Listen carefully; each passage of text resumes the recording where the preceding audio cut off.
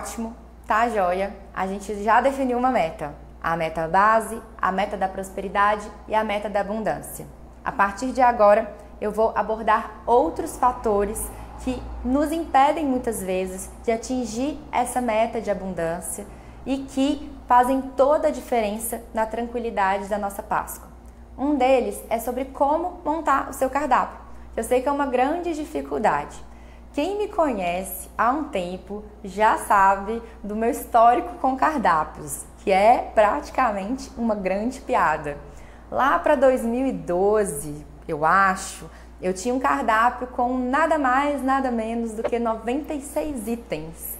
Imagina que delícia para mim, para desenvolver esse cardápio, e que delícia para o meu cliente, coitado. Que quando ele estava lá, no final, vendo no e-mail, porque na época era e-mail, aquele cardápio, ele já não lembrava mais do item 1. Então, 96 produtos.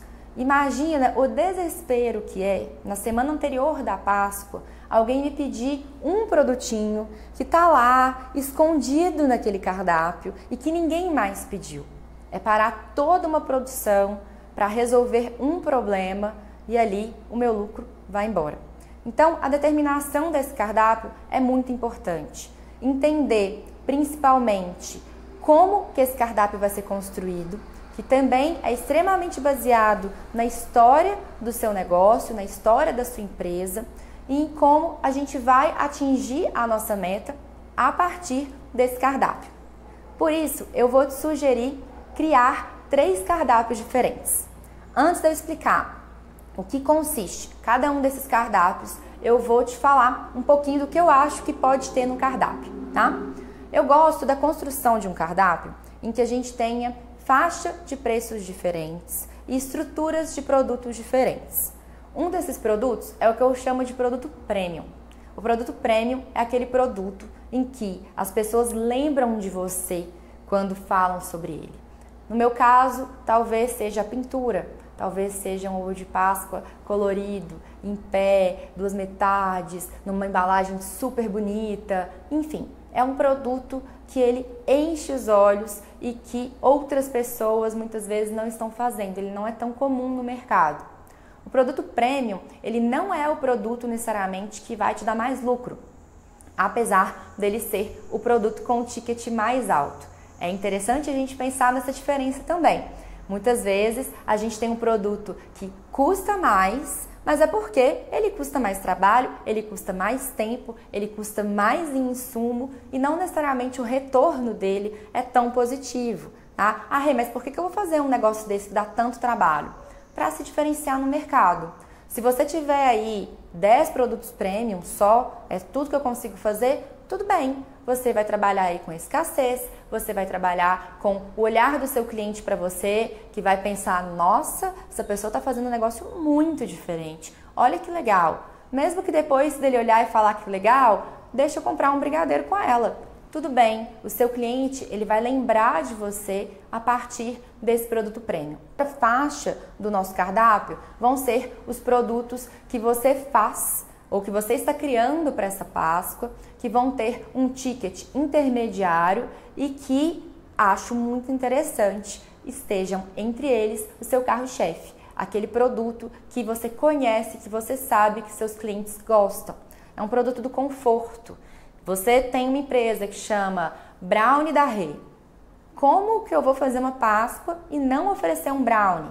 Como que eu vou fazer um Natal e não ter um brownie no meu Natal? Independente da época, nesse menu é importante que o seu carro-chefe esteja ali presente. E na faixa abaixo ali do seu cardápio, colocar também as lembrancinhas que podem ser oferecidas para corporativo, no momento também de pronta entrega, elas são muito presentes. É sempre importante a gente pensar aí nesses 3 momentos de um cardápio. Rê, não faz sentido para mim, eu quero colocar só um produto. Tudo bem, eu acho que o pior dos mundos é fazer o que eu fazia antes, de ter um cardápio muito extenso. Um cardápio enxuto, consciente, inteligente, é o mais importante para você. Eu mesma, nas últimas Páscoas, o que eu tenho feito? Eu tenho ovos no mesmo preço, a minha meta é a quantidade de ovos vendidos, então eu faço um número X e pronto, mas isso tem a ver com o quê? Com o tempo que eu tenho disponível para poder ir para a cozinha. Então eu sei que eu não consigo ficar ali o tempo inteiro dedicado à Páscoa. Eu faço um número X, os ovos têm um preço igual, o meu cliente ele vai escolher o sabor que ele quer e o design que ele quer. Então fica muito fácil. 3 sabores ou 5 sabores, ponto. Não tem muito trabalho. É lógico que a minha realidade é muito diferente da realidade da Renata da Doce Rê de 2015 e 2016. Por isso que eu te falo sobre essas 3 faixas de preço serem muito complementares para que você possa atender o maior número de clientes possíveis, tá? Agora que você já pensou no seu cardápio, na estrutura do seu cardápio, pensando na diversidade, no histórico do seu público e também no público que chega do nada, porque a Páscoa tem essa característica, pessoas que vão surgir aleatoriamente, não conhecem o seu trabalho e vão conhecer um pouco mais a partir desse momento, podendo se tornar clientes aí para o resto da vida. Vamos pensar em 3 modalidades de cardápio diferentes. O primeiro cardápio é o cardápio da pré-venda. Esse cardápio eu indico que ele seja feito até 30 dias antes da Páscoa. Nesse momento, você vai estar contemplando aqueles seus clientes fiéis que não querem perder de jeito nenhum a possibilidade de encomendar com você. É o momento também de você falar sobre esse seu produto premium, lindo, maravilhoso. É o momento em que você vai capitalizar. Você pode receber um dinheiro antes do período da Páscoa. Então, eu te indico ter um cardápio de pré-venda que aconteça no máximo até 30 dias antes da Páscoa. Dos 30 dias antes da Páscoa até os 10 dias ou 7 dias que antecedem o domingo de Páscoa, esse seria o seu cardápio oficial. Se você não quer trabalhar com pré-venda, beleza, descarta o primeiro cardápio. Mas o cardápio oficial, obviamente, ele é um dos mais importantes.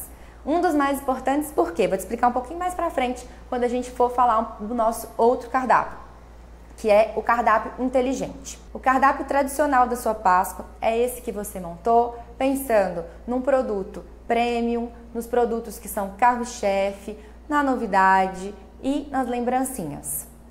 Aí, tudo certo, você planejou bonitinho, fez a precificação, organizou toda a estrutura do seu cardápio. Vou falar para você onde o dinheiro vai embora, onde que a gente perde dinheiro. É na véspera da Páscoa. Apesar de aparecer aquele tantão de gente, uma das grandes questões que surgiram pra gente sobre dificuldade nas datas comemorativas é não conseguir falar não para um cliente ou ter que falar não para um cliente. Acabou a embalagem, acabou o insumo, desespero, ranger de dentes, sem poder dormir, chorando e tudo que eu já vivi nas minhas Páscoas, porque eu sei muito bem o que é isso. Então, eu acho que uma grande solução é a proposta de um cardápio inteligente. O cardápio inteligente, ele tem uma característica muito diferente e ele não é um cardápio que é feito com antecedência.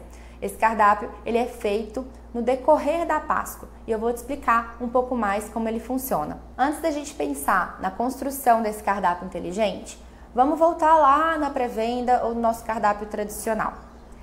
Muitas vezes eu sinto isso e eu sei que vocês também sentem isso. A gente quer fazer aquele cardápio maravilhoso, com tudo que a gente aprendeu, com todas as novidades, com tudo premium. Só que o premium, como eu falei para vocês, nem sempre é aquele que te traz mais renda. Não estou falando que um ovo pintado, por exemplo, seja sempre um produto premium, de jeito nenhum. Aqui, para mim, ele é meu carro-chefe e pode ser para você também. Tá? Mas quando a gente está falando sobre a excelência e a Páscoa que a gente quer fazer, a gente também tem que pensar na Páscoa que é possível fazer. E aí a gente tem um funil. O funil, ele pode ser a produção, pode ser um insumo, pode ser a embalagem. Então, planejar isso tudo faz com que, quando a gente está na reta final, a gente consiga trabalhar de maneira estratégica. Como que eu faço se acabar um insumo X, acabou um insumo Y? Como que eu faço com as minhas embalagens? Planeje as suas embalagens a partir da meta da prosperidade, por exemplo. E aí, vamos trabalhar a abundância a partir de um outro viés, de maneira inteligente, com o que você tem na sua cozinha. Eu fico pensando aqui, se a Renata de 2012 tivesse me assistindo, ela ia estar assim, mas gente, isso teria mudado a minha vida, porque já passei inúmeras vezes pela situação, eu sempre bati minhas metas, por incrível que pareça, mas elas nunca foram metas que abri a porta e todo mundo comprou e eu tô feliz e satisfeita. Eu nunca encerrei uma produção de Páscoa, para vocês terem ideia. Eu sempre fui até o final, porque eu tinha consciência de que esse era o momento mais importante do meu ano. Pelo histórico da minha empresa, era o momento em que eu tinha a maior entrada de dinheiro e eu precisava de aproveitar isso da melhor maneira possível. Então, já aconteceu, por exemplo, de eu estar na semana de Páscoa completamente desesperada por estar anos-luz da minha meta base.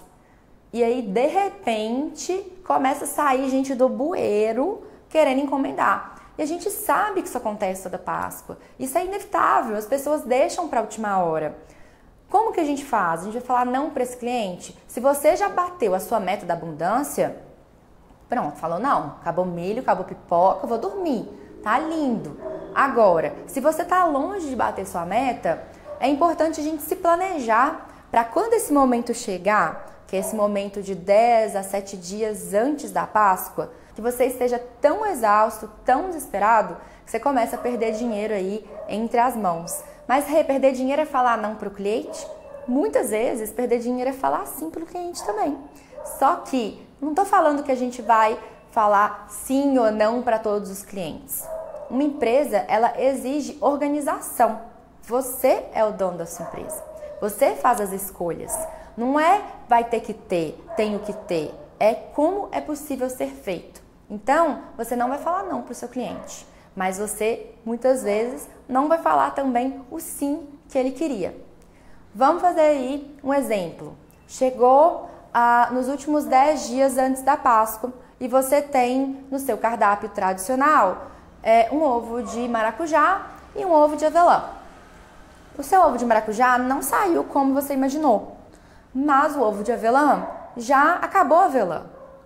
Essa é a hora de você comprar mais avelã? Depende. Tudo tem, um histórico.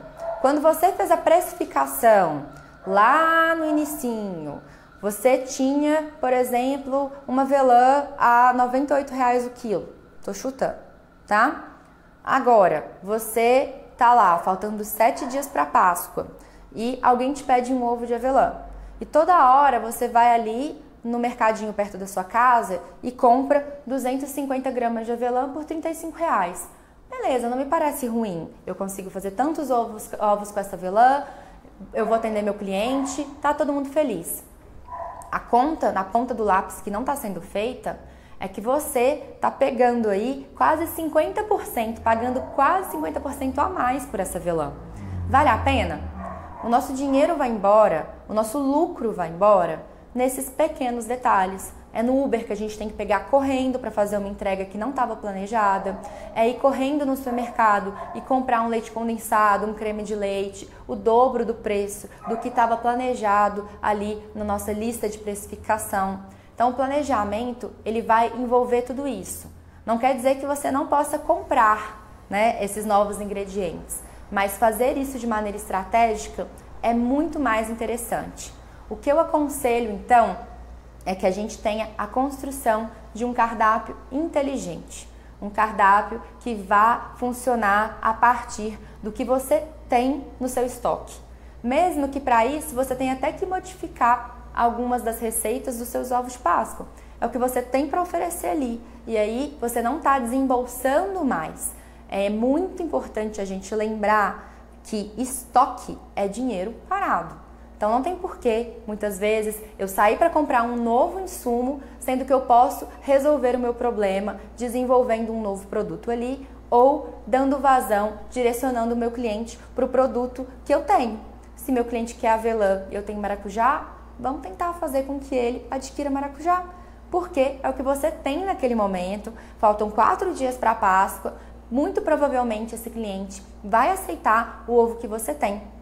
Eu acho que a determinação de um cardápio correto, de uma precificação, ela esbarra muito na nossa autoestima.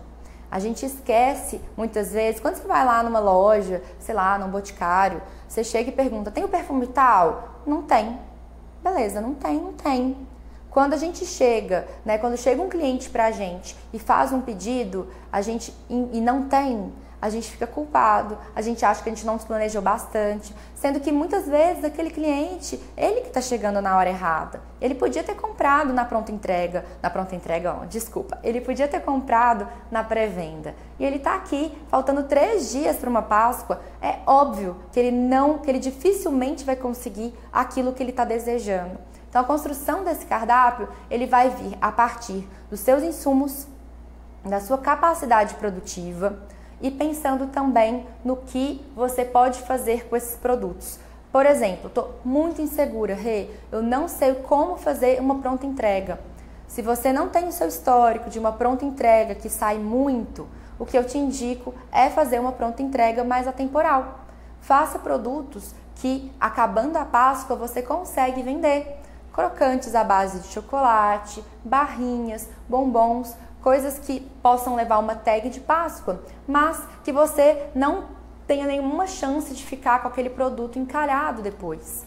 Essa é uma grande estratégia para você permanecer aí pós-Páscoa ainda com seus produtos. A mesma coisa na montagem dos ovos. Você pode, nessa reta final, por exemplo, deixar casca, deixar recheio, embalagem montada, tudo pronto. E aos poucos ir terminando e finalizando esses ovos de Páscoa. Substituir às vezes a estrutura de um ovo por outra, né? Às vezes fazer um ovo de colher, que ele é montado ali, qualquer coisa, é só pegar essa casca e derreter. Enfim, são muitas possibilidades. Inclusive, quando a gente faz a construção desses 3 cardápios, a gente consegue minimizar profundamente o lugar onde escoa o nosso lucro nos momentos de planejamento de uma Páscoa ou de qualquer uma das datas comemorativas. Um desses pontos, com certeza, é a falta de insumo. Então, a falta de insumo, como que a gente vai trabalhar ela? Como que a gente vai evitar que falte insumo?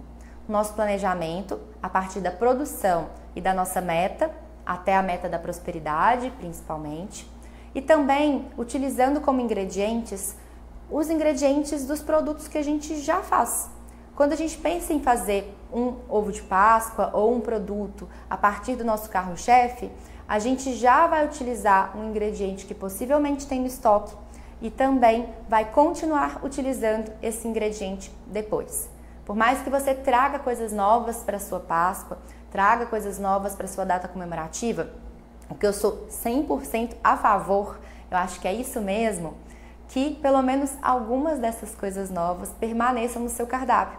Ou que você aproveite os insumos que estão ali para a próxima data comemorativa. Eu já fiz isso, pegando o que sobrou de uma data comemorativa, por exemplo, de uma Páscoa, e montei toda a minha estrutura de Dia das Mães a partir disso.